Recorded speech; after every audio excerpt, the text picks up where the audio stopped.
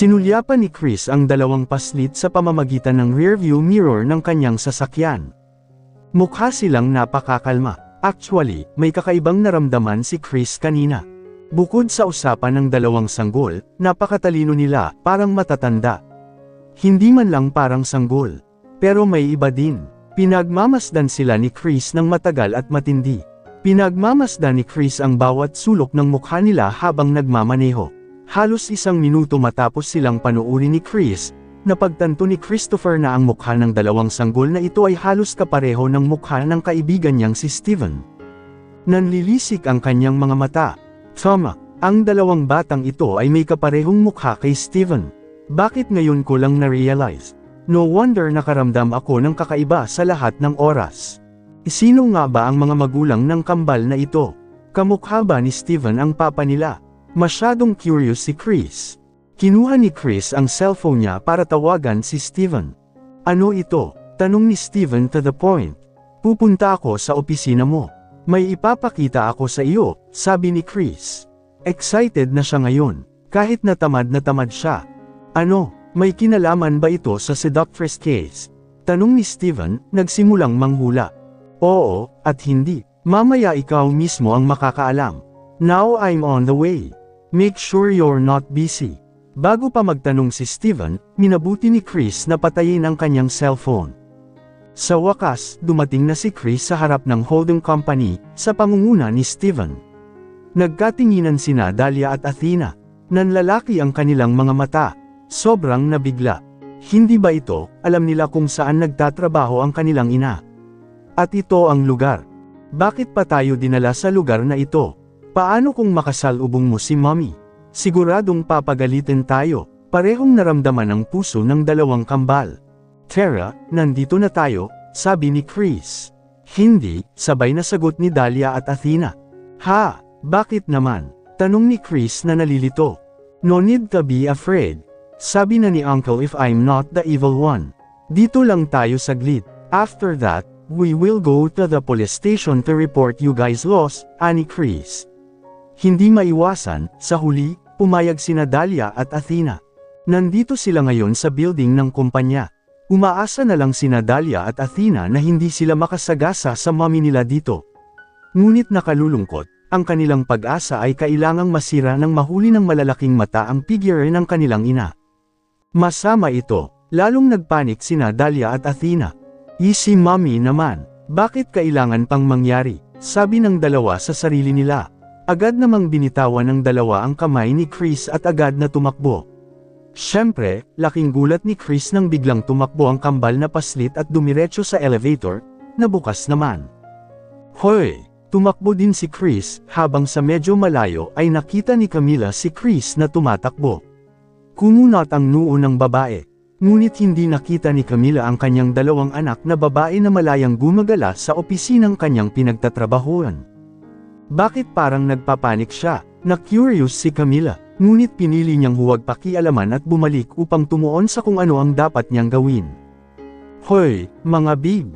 Buti na lang at nakasakay si Chris sa elevator kasabay ni Dahlia at Athena. My goodness, bakit kayo tumatakbo ng ganyan? Habang si Dahlia at Athena naman ay nakangiti lang ng malapad, pinapakita ang kanilang kaibig-ibig na maliliit na ngipin. Ayos lang tito. Ang ganda naman ng elevator, hehehe. Yung tingin na ipinakita ni Chris na medyo nagulat si Chris. Kahit alam nila ang bagay na ito. Wow, tiyak na pinag-aral sila ng kanilang mga magulang ng napakatalino. Mukhang henyo ang mga sanggol na ito. Alam na nila ang mga termino na mahirap para sa mga sanggol.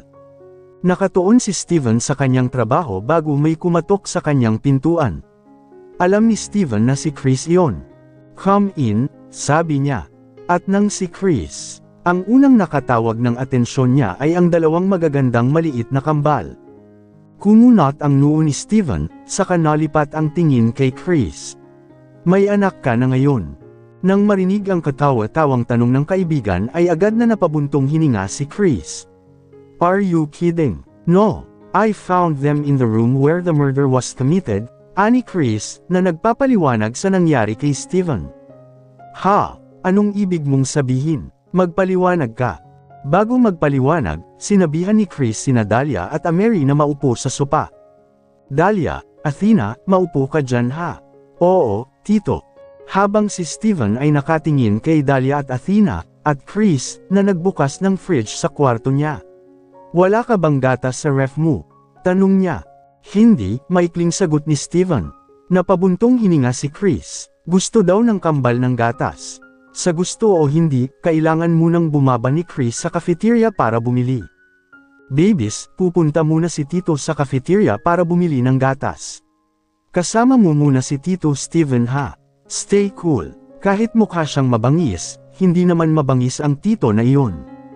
Hindi sumagot si Steven. More precisely, wala siyang pakialam. Paglabas ni Chris sa kanyang silid, muling itinuon ni Steven ang kanyang trabaho.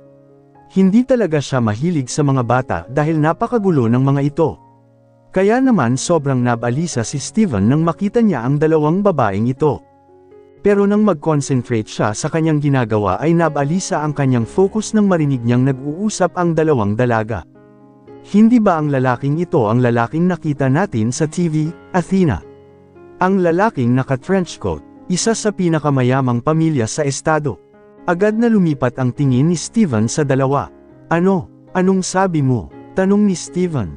Matagal na pinag-aralan ni Dahlia ang mukha ni Steven.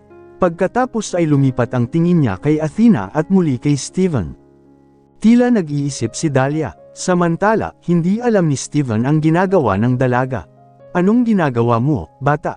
Tanong ni Steven sa wakas. Okay, nakuha ng dalawang batang ito ang atensyon niya ngayon. Lalo na nang isa sa kanila ang bumaba sa couch at lumapit sa kanya. Halos magdikit ang kilay ni Steven. Anong ginagawa mo? Bakit lalapit sa akin? Tanong ulit ni Steven, pero hindi sumagot si Athena. Ang sabi lang niya, Tito, subukan mong mag-squat. Well, iyon ay isang utos na sinasalita sa boses ng isang bata. Kakaiba, sa hindi malamang dahilan, kahit naguguluhan siya ay sinunod pa rin ni Steven ang mga salitang iyon. Tumayo siya sa pinagmamalaki niyang upuan at lumuhod sa harap ni Dahlia. Nalilito pa rin sa pakay ng magandang batang ito. Kung titingnan ko, ang batang ito, naramdaman ni Dahlia ang mukha ni Steven. Tito, ang mukha ni Tito ay katulad ng aking kambal, sabi ni Dahlia, na pinalabas ang kanyang iniisip. At kinumpirma ito ni Steven. Tama, kung titignan ko, halos magkahawig ang mga mukha nila sa akin. Kumbaga, ang nasa isip niya ay kapareho ng sa batang ito.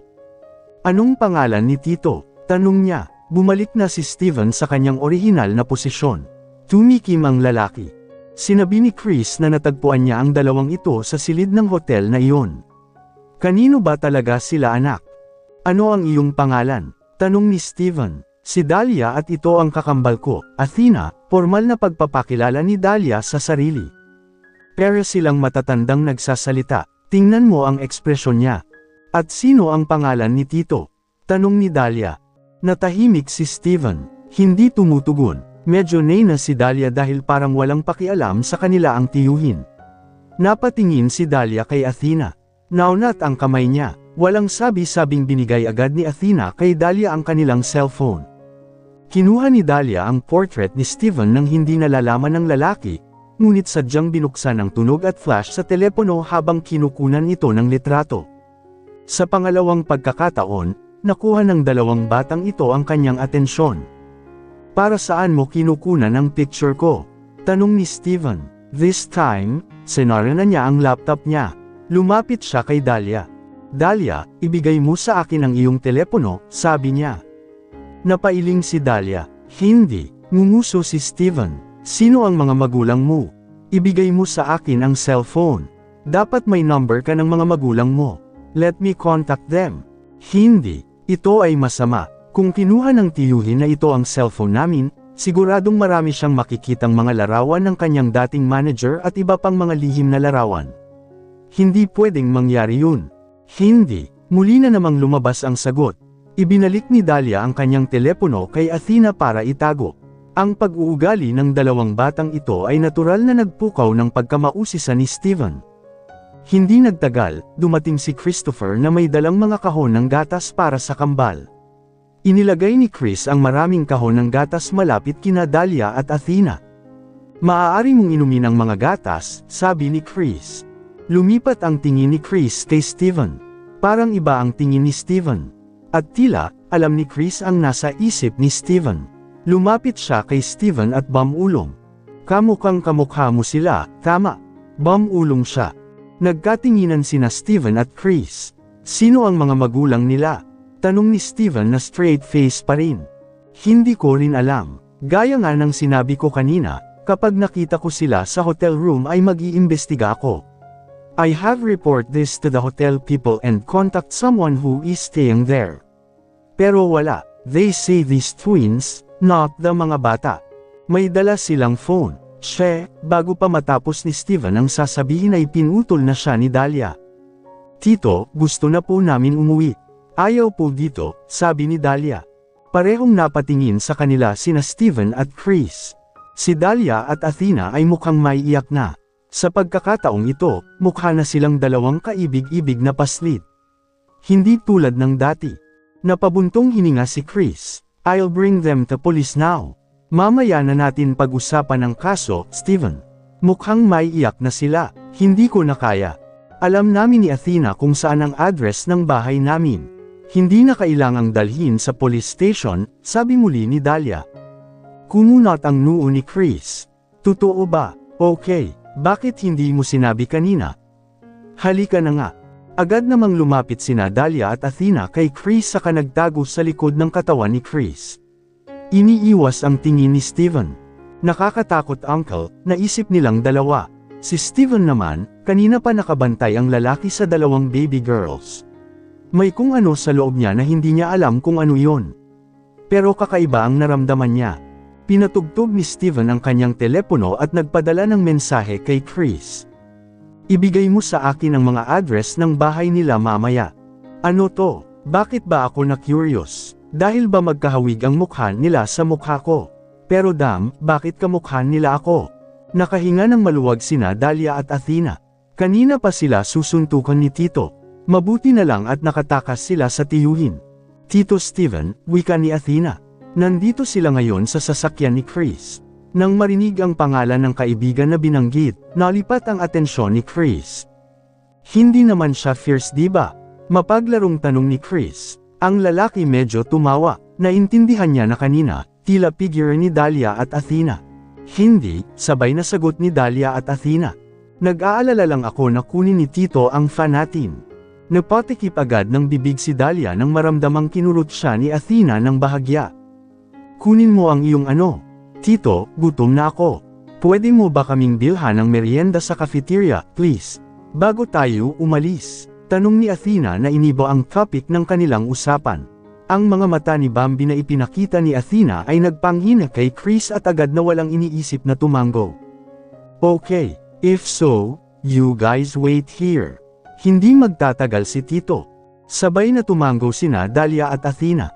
Nakasara ang pinto ng sasakyan. Ngayon sila Dahlia at Athena na lang ang naiwan sa sasakyan. Tara, tumakas na tayo, sabi ni Athena. Tumango si Dahlia. Mabilis nilang binuksan ang pinto ng sasakyan. Tumingin sa kanan at kaliwa, saka tumakbo palabas ng basement building. Makalipas ang ilang minuto, bumalik si Chris na may dalang ilang grocery bag na puno ng merienda, ayon sa kahilingan ng dalawang bata kanina. Ngunit kailangang malito si Chris nang hindi niya makita ang dalawang bata sa kanyang sasakyan. Dahlia, Athena, nasaan ka? Inilagay ni Chris ang mga bag ng mga pinamili sa sasakyan habang hinahanap niya sina Dahlia at Athena, ngunit wala sila. Dumiretso si Chris sa opisina ni Steven. Medyo nagulat si Steven, baka sa kanyang gwapong mukha ang inis. What the? Anong ginagawa mo? Malamig na tanong ni Steven. Si Dahlia at Athena. Wala na sila, nawala ko sila, hindi mahanap sa kotse ko. Ulat ni Chris. Tumayo si Steven at lumabas ng kwarto. Pahabol ni Chris. Saan ka pupunta? Tanong niya. Hindi na nagsalita pa si Steven at nagpatuloy sa paglalakad. Hanggang sa dumating na sila. Malamang dumating si Steven sa surveillance room. Show me the CCTV footage in the basement. The entire part of the building. From 15 minutes ago from now, utos ni Steven. Nang hindi na kailangan pang ulitin ang utos, ibinigay agad ng isang namamahala sa silid ang gusto niya. Laking gulat nila dahil biglang dumating ang presidente. Narito ang footage, sir. Tinitingnan nina Steven at Chris ang CCTV footage. Doon, kitang-kita mo ang nakaparadang sasakyan ni Chris. At nakita nila si Dahlia at Athena na bumababa rin sa sasakyan. Ang ikinagulat nila, nang makita nina Dahlia at Athena ang CCTV ay agad na naglabas ng dila ang dalawa na parang alam nilang may binabantayan sila. Tila tumakas sila, ungol ni Chris. Napatingin si Chris kay Steven. Natahimik ang lalaki, pero alam ni Chris na may bumabagabag sa kanya. Ano kaya ang iniisip niya ngayon? Sobrang curious ako, kambal ba ang paksa ng kanyang iniisip? Pero mukhang nataranta talaga si Steven. Bagamat na natiling flat ang mukha niya, pero bakas sa titig niya ang gulat. Ito ang unang pagkakataon na nakita kong masyadong nagmamalasakit si Steven sa mga bata. Kilala siya bilang isang figure na napupuot sa mga bata. Nakakatuwang makita ang side niya. Maya-maya ay nakauwi sina Dahlia at Athena sa kanilang tahanan ng ligtas. Ngayon ay nasa kwarto na silang dalawa. Buti na lang at hindi napansin ng kanilang lola ang ilang oras na pagliban. Paano? Tanong ni Riley kina Dahlia at Athena. I've sent you the CCTV footage. Look at your email, sabi ni Athena. May kaguluhan. Kaya mixing investigasyon lang, patuloy ni Dahlia. Pinakita ng bata ang inis niya sa lahat ng nandoon. Anong kaguluhan? Tanong ni Bettina. May pumasok sa kwartong kasalukuyang iniimbestigahan natin. Kaya kailangan na nating tumigil kaagad. Pero, huminto si Dahlia. Pero ano? Curious na tanong ng iba. Samantala, abala sina Riley at Athena sa paglalaro sa kanilang mga computer para tingnan ang CCTV footage na kanilang ninakaw. May nakita kaming ibang bagay na kawili-wili. Sabi ni Dahlia, bakas sa mukha niya ang kislap. Ano yun, Dahlia? Tanong ni Keres, ang pangatlong anak ni Camila. Athena, ibigay mo sa akin ang telepono. Inabot ni Athena ang telepono kay Dahlia. May tiyagang naghintay sina Bettina at Keres na may gustong ipakita sa kanila ng kanilang kambal na kapatid. Tingnan mo, nakilala natin ang lalaking ito. Ipinakita ni Dahlia ang mga larawan ni Steven ng iba pa niyang kapatid na babae. Agad namang naglipat ng focus si Riley na abala sa paglalaro sa kanyang computer. Halika upang magtaka kung sino ang lalaki. Ang ibig sabihin ni Dahlia. Naaalala niyo ba kung sino ang lalaking ito? Naalala ni Keres at agad niyang kinabisado kung sino ang lalaking itinuro ni Dahlia. Hindi ba't mula sa isang marangal na pamilya? Yung lalaking naka-trenchcoat na na-broadcast sa TV. Yung mayaman. Yung lalaking kamukha natin. Paliwanag ni Keres. Tama, mukhang excited si Dahlia. I and Athena meet this man. Siya ang president ng kumpanyang pinagtatrabahuhan ni Mommy. Ang presidente ng Richards Group. Sumama si Riley sa convo. Oo, siya ang presidente, sagot ni Athena. Pwede mo bang tingnan ang profile niya, Riley? Tanong ni Dahlia. Bakit? Bakit gusto mong malaman? Sabi ni Mommy, very caring daw ang president dahil tinulungan niya si Mommy na makaahon sa masamang sitwasyon noon. Pero nung nakilala namin siya, parang walang pakialam yung tito na yun sa existence ng ibang tao.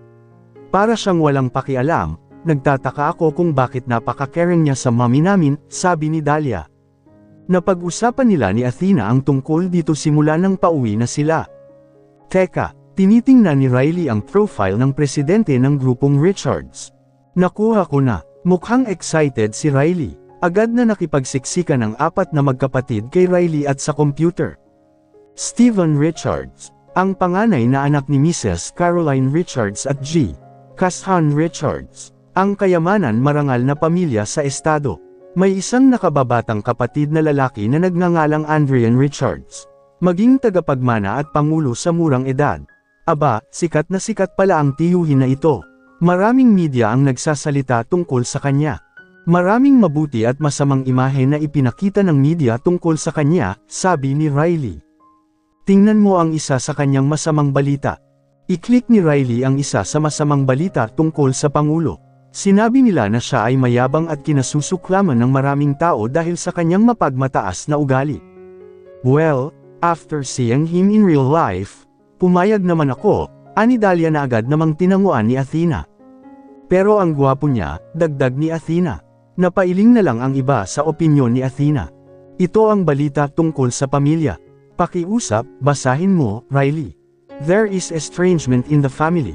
Nawala na daw sa sibilisasyon ang bunsong anak. Matagal na siyang hindi nahanap, sagot ni Riley habang binabasa ang bawat salita kung ano ang ipinakita doon. Ha, interesting. Medyo mabigat din pala sa loob ng mga mayayaman. Tiyak na ito ay tungkol sa mana, komento ni Keres na agad namang tinanguan ng isa pang kapatid. Pinagmasdan ng mabuti ni Riley ang mukha ni Steven sa screen ng computer. Matagal na panahon, may ngiti sa kanyang cute pretty face. Ano ba, mukhang natutuwa ka, Keres, hindi ba mukhang perpekto itong tito kay mommy? Humingi ng opinyon kay Riley. Magiging kaibig-ibig silang mag-asawa, hindi ba? Patuloy niya. Si Keres ay mukhang nagpapahalaga. Oo, medyo bagay sila kung makikita ko, she commented. Sobrang mayaman din siya, guwapo at mukhang marangal. Ang sagabal lang ay yung pagiging mayabang niya. Pero mayabang din si mommy. They would be a perfect match because of those similarities, Riley said. Napatingin si Bettina sa kambal niyang kapatid. Nakahalukip-kap ang kanyang mga kamay sa harap ng kanyang dibdib. Ibig mong sabihin gusto mo siyang maging daddy natin? Tanong ni Bettina. Nagkibit balikat si Riley bilang sagot. Nagsumikap talaga si mommy para suportahan kami.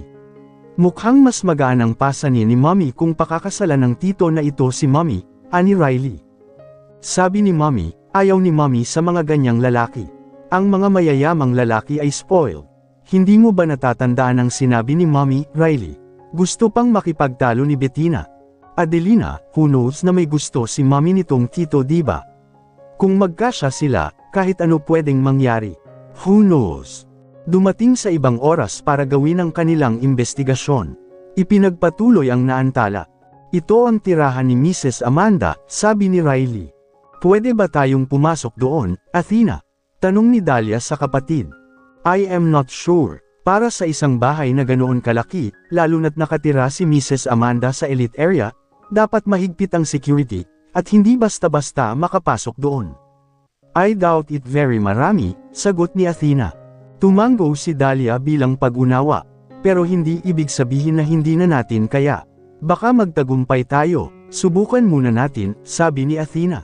Napangiti si Dahlia dahil doon. Kailangan mo ako, nag-aalok si Keres ng tulong sa kanya. Sa iba si Keres. Kung ang isang kapatid na babae ay isang henyo sa usapin ng utak, ito ay naiiba kay Keres, na isang henyo sa martial arts. Halos lahat ng sikat na martial arts, pinagkadalubhasaan niya ito. Dahil napakaliit pa niya at hindi pa makalakad, madalas siyang manood ng martial arts. Interesado talaga ito sa kanya. At hinahasa pa rin ni Keres ang kanyang kakayahan hanggang ngayon.